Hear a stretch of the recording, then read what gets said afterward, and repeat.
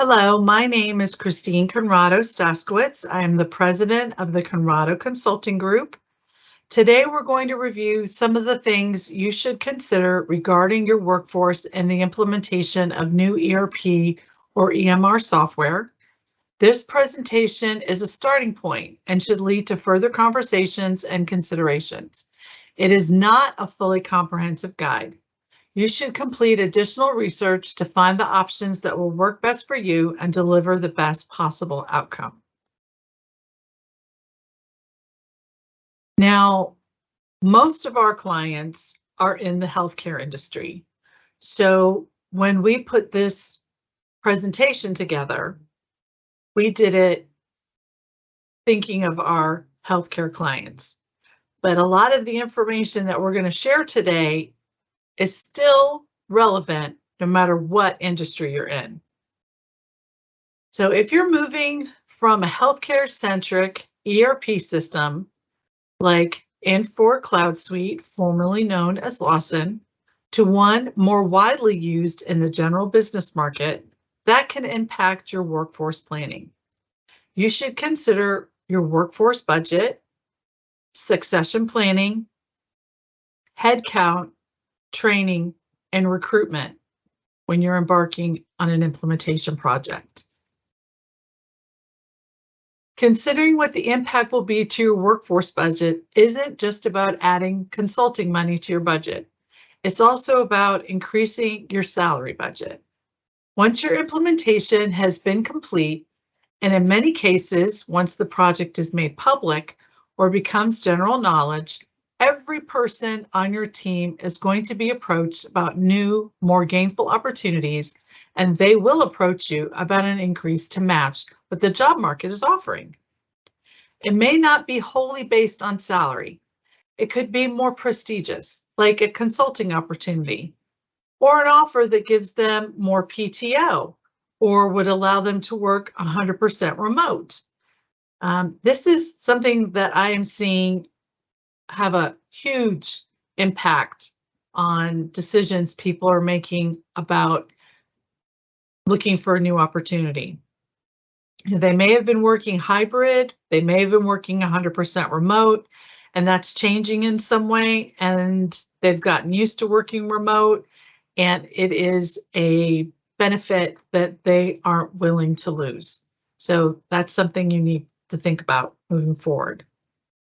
If you are unable to match the job market, you will lose your workforce. It may not happen overnight, but it will happen.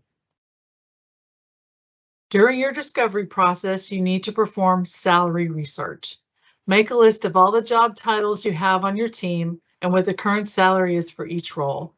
Make another list of the job titles for the positions created or changed with the implementation.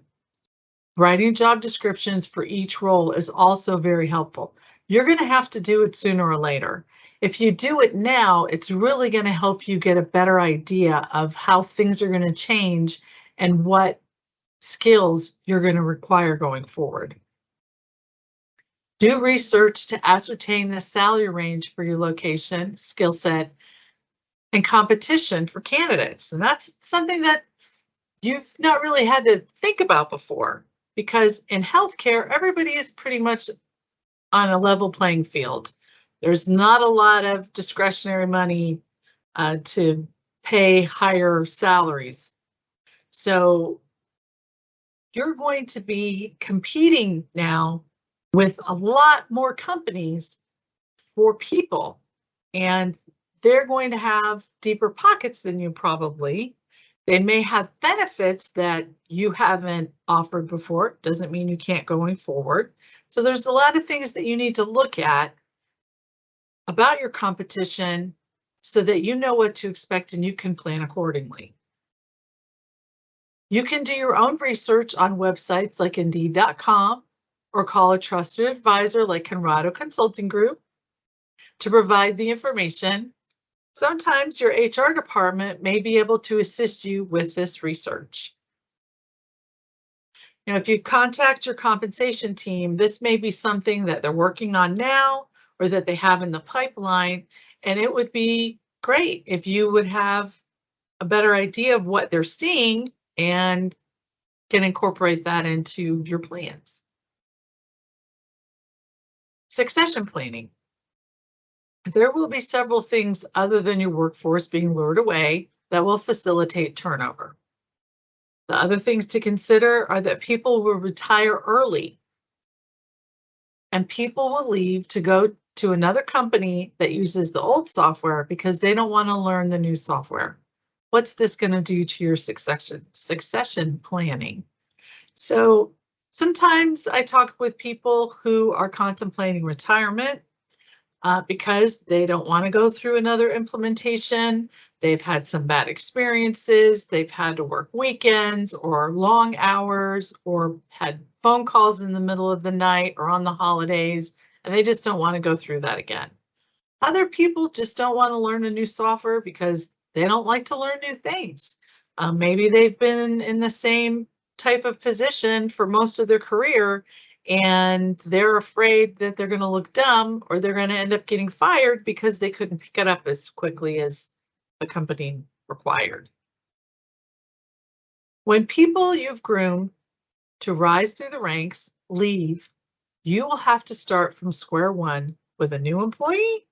Or do you have somebody that's on your team that you should be grooming for succession?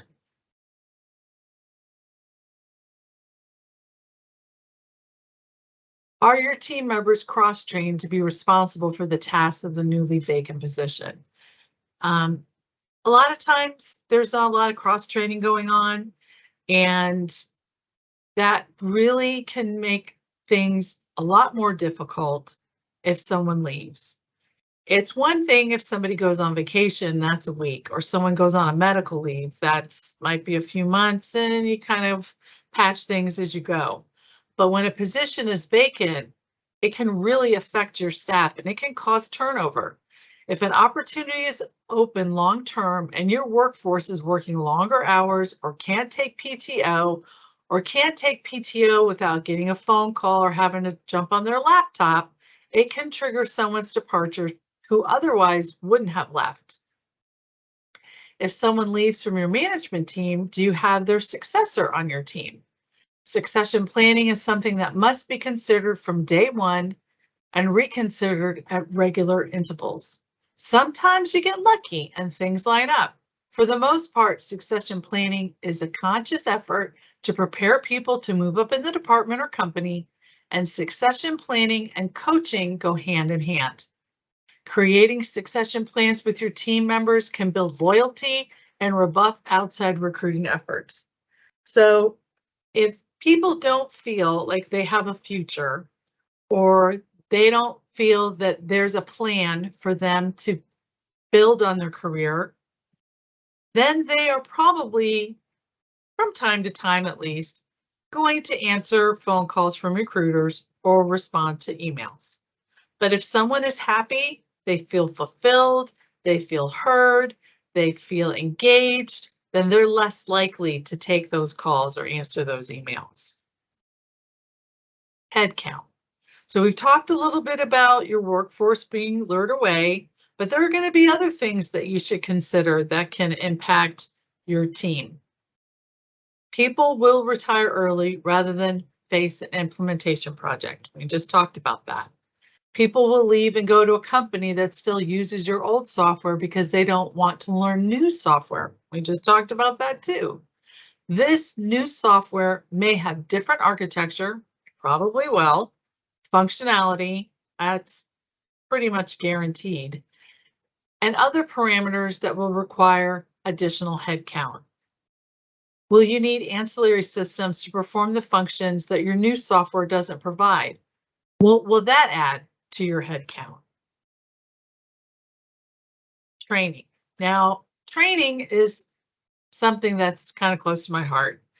I was a corporate trainer before I was involved in the staffing industry, and this section is based primarily on my experience as a corporate trainer.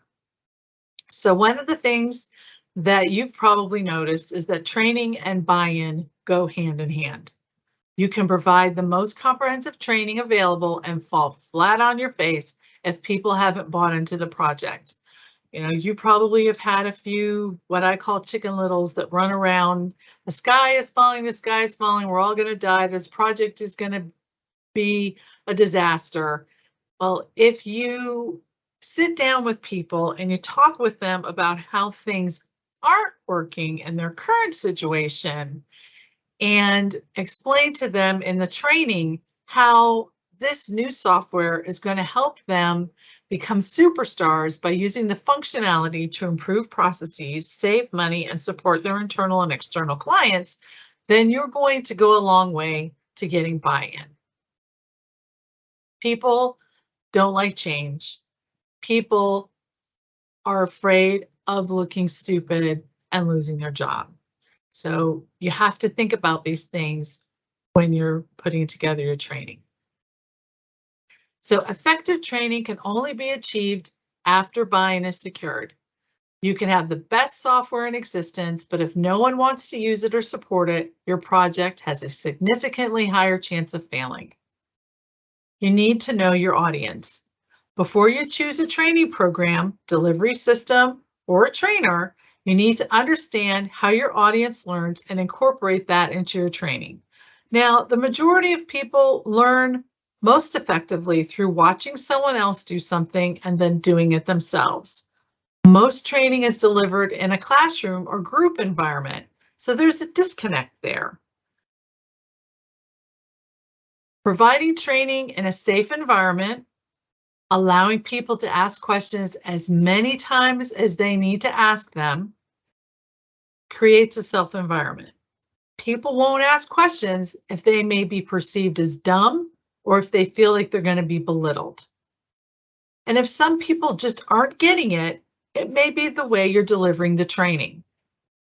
Obtaining feedback can help you along the way, and along the way is probably the best way to do it versus waiting until the end and doing kind of like an exit survey, because by that time, you know, the horse is out of the barn.